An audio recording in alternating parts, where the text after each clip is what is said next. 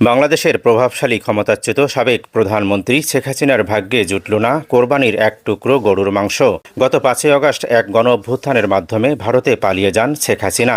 সেই থেকে তিনি ভারত সরকারের দেওয়া বিশেষ আশ্রয়ে ভারতের দিল্লি শহরের অদূরে সেনা ক্যাম্পের ভিতরে একটি বাড়িতে বসবাস করছেন। শেখ হাসিনা যে জায়গায় বসবাস করছেন সেটি হিন্দু অধ্যুষিত এলাকা হওয়ায় ওই এলাকায় গরু জবাই নিষিদ্ধ।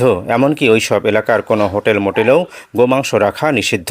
শেখ হাসিনা এমন এক পরিস্থিতিতে দিল্লি শহরে আছেন যেখানে কোরবানির ঈদ উদযাপনের কোনো চিত্রই চোখে পড়েনি শেখ হাসিনার। এমনকি শেষ পর্যন্ত শেখ হাসিনার ভাগ্যে জোটেনি এক টুকরো কোরবানির গরুর মাংস।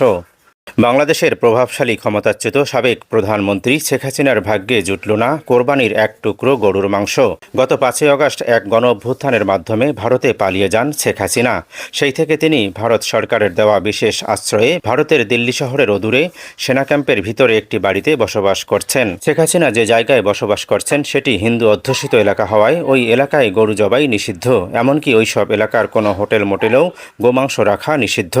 শেখ হাসিনা এমন এক পরিস্থিতিতে দিল্লি শহরে আছেন যেখানে কোরবানির ঈদ উদযাপনের কোনো চিত্রই চোখে পড়েনি শেখ হাসিনার। এমনকি শেষ পর্যন্ত শেখ হাসিনার ভাগ্যে জোটেনি এক টুকরো কোরবানির গরুর মাংস।